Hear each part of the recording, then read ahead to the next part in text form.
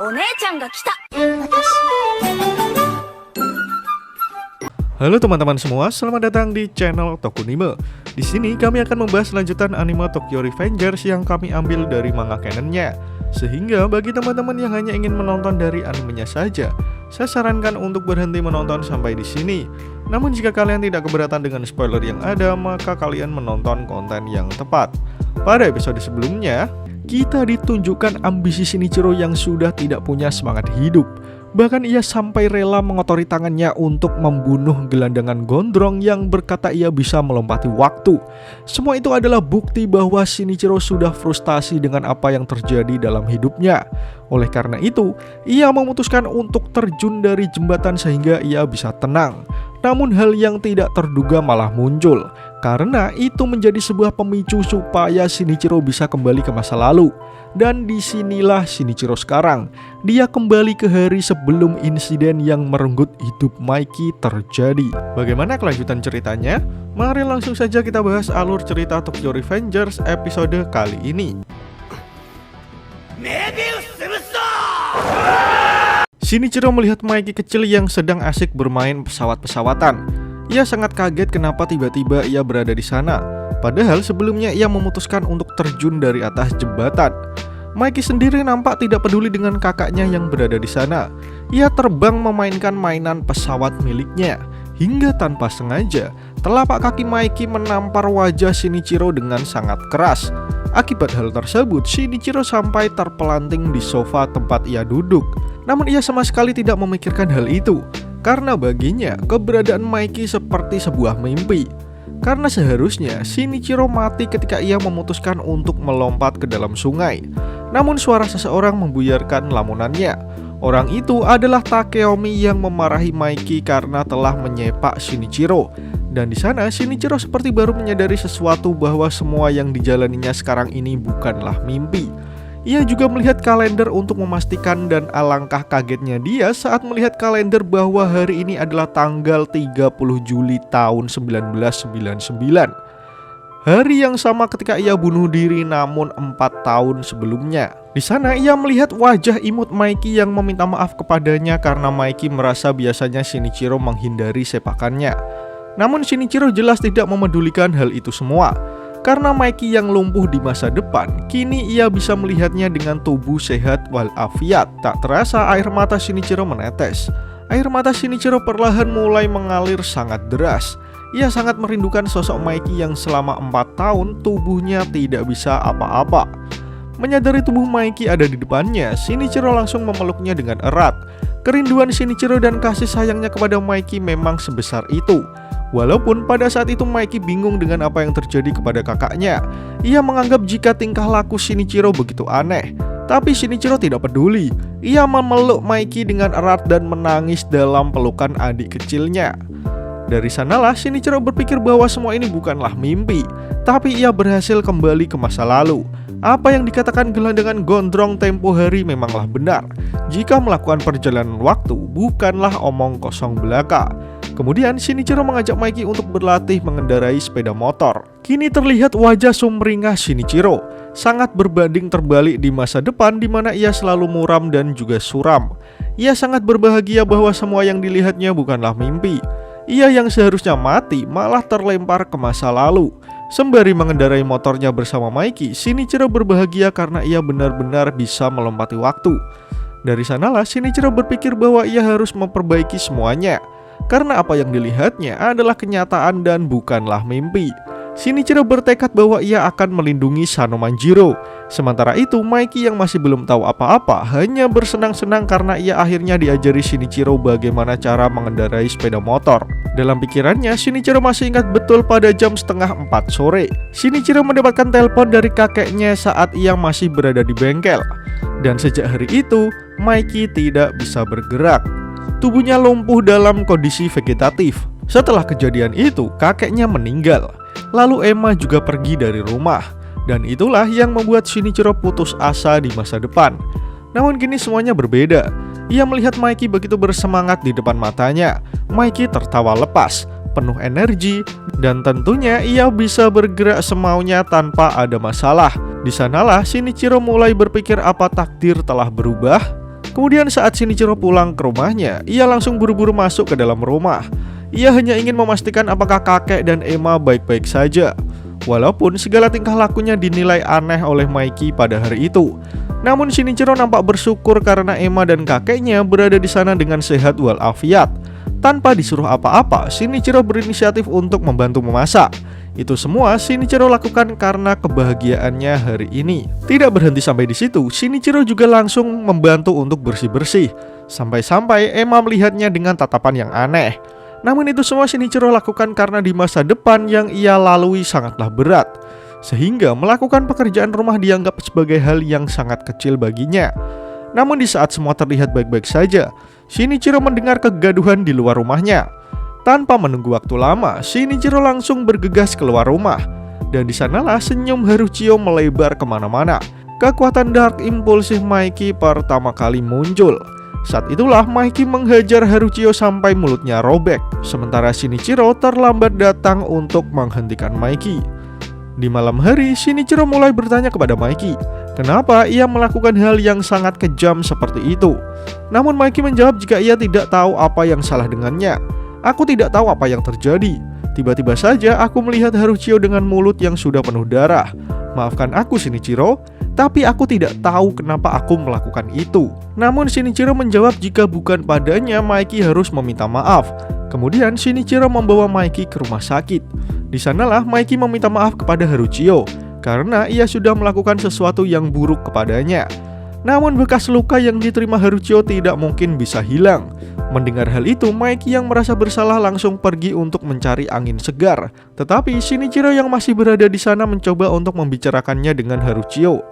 Haruchio, aku tidak akan memaksamu untuk memaafkan Maiki untuk saat ini. Tapi kalau kau mau, kau masih bisa jadi temannya.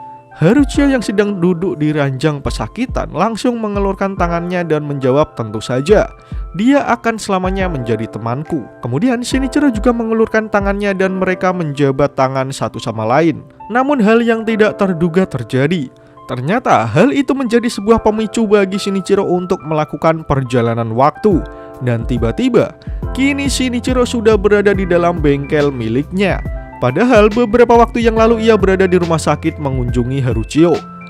Shinichiro masih belum memahami situasi yang terjadi kepada dirinya. Namun ia terlihat di dalam bengkel miliknya. Kemudian ia melihat ponsel dan mendapati jika dirinya kembali ke masa depan tahun 2003. Setelah menyadari hal itu, Shinichiro sangat syok dengan apa yang terjadi. Ia benar-benar kembali ke masa kini, masa di mana seharusnya ia hidup. Yang Shinichiro pikirkan adalah keberadaan Maiki. Ia memikirkan bagaimana keadaan Maiki di masa depan. Namun tiba-tiba ia dipanggil oleh seseorang yang sepertinya ingin memperbaiki motornya karena bodi motornya hancur. Dan setelah Shinichiro menoleh, orang itu adalah Maiki yang sudah menjadi ABG tanggung. Ia tersenyum sembari menaiki motor metiknya yang berlogo Toman. Melihat hal itu, lagi-lagi Shinichiro meneteskan air mata karena ia selalu ingin melihat Maiki tumbuh besar dengan kondisi yang sehat.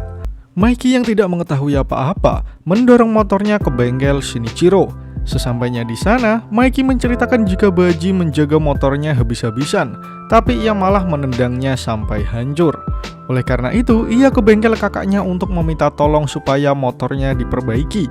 Namun Shinichiro yang berada di sana menatap Maiki dengan tatapan tidak percaya. Kemudian ia bertanya berapa usia Maiki saat ini. Tak terasa air mata Shinichiro mulai mengalir dengan deras. Ia sangat berbahagia melihat adiknya Maiki tumbuh besar dengan kondisi tubuh yang sehat walafiat. Karena tak kuasa dengan kebahagiaannya, Shinichiro sampai terjatuh lemas. Ia tak menyangka jika ia berhasil menyelamatkan adiknya. Sementara Maiki yang tidak mengetahui apa-apa merasa jika tingkah laku Shinichiro terasa aneh. Dengan air mata yang mengalir masih begitu deras, Shinichiro berkata pada dunia jika ia berhasil mengubah takdir dengan melompati waktu. Ia sangat berbahagia dengan hal tersebut. Beberapa saat kemudian, saat emosinya sudah mereda, Shinichiro kemudian memperbaiki motor Maiki. Setelah motornya diperbaiki, Maiki berpamitan dengan Shinichiro untuk pergi ke suatu tempat. Tak lama setelah Maiki pergi, tiba-tiba ada seseorang yang memanggil Shinichiro. Dia adalah Haruchio yang nampak telah tumbuh menjadi ABG tanggung. Haruchio bertanya pada Shinichiro apakah aku sudah gila? Kemudian mereka berdua memutuskan untuk nongkrong terlebih dahulu untuk membicarakan apa yang Haruchio maksudkan tadi. Di sebuah kafe, Shinichiro terkejut mendengar penjelasan Haruchio yang mengatakan jika tiba-tiba ia mempunyai dua ingatan yang berbeda. Tetapi Haruchio membenarkan hal tersebut. Kemudian ia menjelaskannya, "Ya, aku baru saja menghadiri pemakamanmu beberapa hari yang lalu. Mikey sudah meninggal dan kau lompat ke dalam sungai. Lalu tiba-tiba saja aku sudah berada di dalam rumah.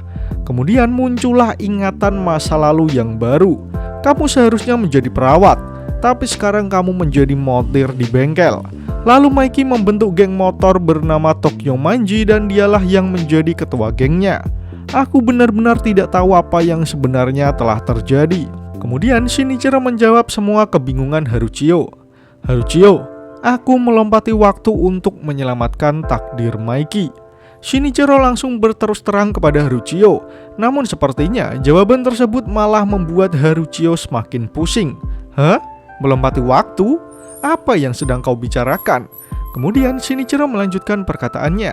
"Agar aku bisa melakukan itu, aku harus membunuh seseorang." Kemudian setelah beberapa saat, mereka berdua pergi dari kafe tersebut. Sebelum pergi, Shinichiro berpesan kepada Haruchio supaya ia merahasiakan semua perkataannya hari ini. Dan Haruchio pun melakukannya. Ia berjanji akan merahasiakan hal tersebut, karena menurutnya, jika ia bercerita pun tidak akan ada yang mempercayainya. Lalu keduanya pun berpisah. Di perjalanan, Shinichiro melihat tangan yang sudah membuatnya bisa melompati waktu. Tapi karena tujuannya telah tercapai, Shinichiro merasa jika ia sudah tidak membutuhkan kekuatan itu lagi. Namun tiba-tiba, Shinichiro mendengar seseorang yang sedang berteriak penuh semangat. Kemudian Shinichiro melihat ada bocah laki-laki yang menantang gerombolan bocil kematian sendirian. Bocah laki-laki itu menyebut dirinya dengan sebutan pahlawan yang telah tiba. Shinichiro mencoba untuk mengamati apa yang sedang bocah itu lakukan. Dan ternyata bocah itu adalah Hanagaki Takemichi yang masih duduk kelas 6 SD.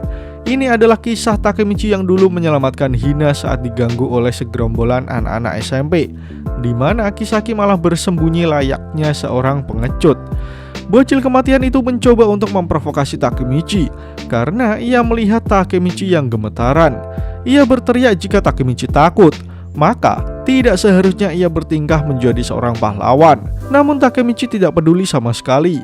Ia kemudian langsung menerjang dan menghantam bocah-bocah SMP itu seorang diri, karena Kisaki malah bersembunyi di balik dinding. Namun endingnya tentu kita sudah tahu, Takemichi tidak bisa melawan orang sebanyak itu sendirian. Akhirnya ia terbantai di sana. Tubuhnya dikeroyok hingga babak belur. Sementara Takemichi hanya bisa memaki, karena mereka tidak bertarung secara gentle satu lawan satu. Melihat hal tersebut, tentu saja Hina hanya bisa menangis, karena tidak mungkin juga ia bisa membantu. Dari sanalah akhirnya Shinichiro mulai bergerak. Ia meneraki bocah-bocah tadi yang sudah mengeroyok Takemichi. Ia menantang bocah-bocah SMP tersebut apakah mereka masih mau lanjut. Awalnya bocah-bocah tadi bersikap tidak sopan kepada Shinichiro. Mereka mengira jika Shinichiro adalah mas-mas biasa yang kebetulan lewat.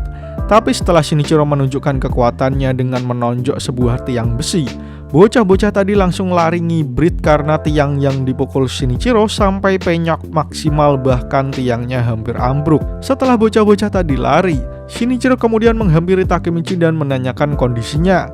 Tetapi Takemichi tampak kecewa dengan dirinya sendiri karena ia sudah gagal melindungi Hina.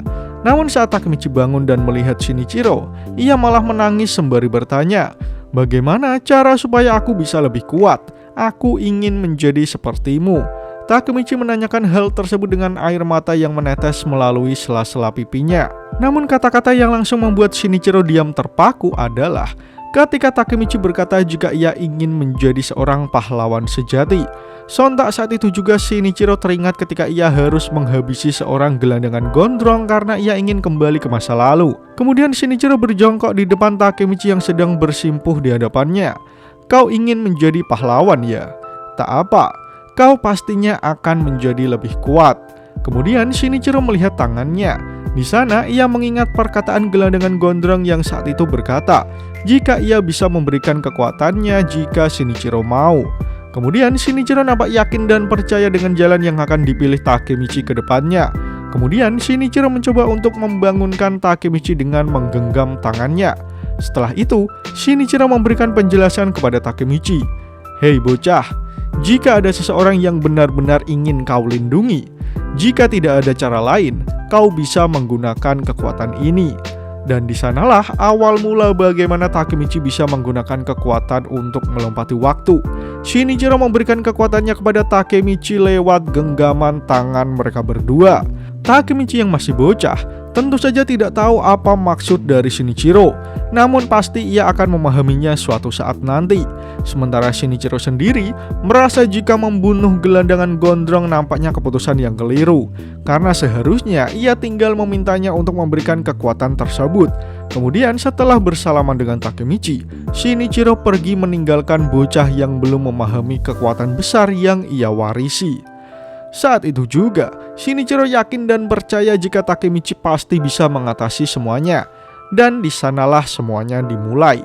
Titik di mana semuanya terhubung satu sama lain. Dari Shinichiro, Hinata, Kisaki, dan juga sang main karakter Hanagaki Takemichi. Lalu kita kembali ke timeline saat Takemichi melawan Maiki. Di sana akhirnya Takemichi sadar jika dia bukanlah orang pertama yang melakukan perjalanan waktu, karena ternyata ada seseorang yang pernah melakukannya, dan salah satunya adalah Sano Shinichiro. Semua itu adalah cerita di balik kebenaran yang disampaikan Wakasa. Jika pada saat itu Shinichiro menceritakan semuanya kepada sahabatnya tersebut, jika pada akhirnya Shinichiro memberikan kekuatannya kepada bocah tak dikenal untuk melindunginya. Namun nampaknya Maiki mengira semua itu hanyalah hubungan sebab akibat. Tetapi Takemichi menganggapnya jika itu adalah awal dari semua cerita hidupnya. Mereka semua terhubung. Dia yang masih kecil, Hinata, dan tentu saja Kisaki. Mereka semua bertemu Shinichiro pada hari itu, hari yang menjadi awal dari sebuah perjalanan panjang ini. Namun sialnya, chapter pun berakhir. Pada episode kali ini, kita ditunjukkan masa depan Shinichiro yang telah mengubah takdir Maiki. Kemudian kita juga dijelaskan asal-usul Takemichi mendapatkan kekuatannya, yang ternyata kekuatan untuk melakukan perjalanan waktu adalah hasil pemberian dari Shinichiro yang merasa tidak memerlukan kekuatan itu lagi. Dari sanalah Takemichi berpikir jika semuanya memang terhubung. Mereka semua bertemu Shinichiro pada hari itu, hari yang menjadi awal dari sebuah perjalanan panjang ini. Menarik untuk menanti bagaimana kelanjutan cerita Tokyo Revengers di chapter selanjutnya. Jika kalian suka dengan pembahasan kali ini, jangan lupa share video ini ke sosial media kalian ya. Atau jika ada request, kritik, dan saran, langsung saja sampaikan di kolom komentar di bawah. Karena kritik dan saran kalian akan membantu channel ini terus berkembang. Akhir kata, terima kasih sudah menonton video ini hingga akhir. Sampai jumpa di video selanjutnya.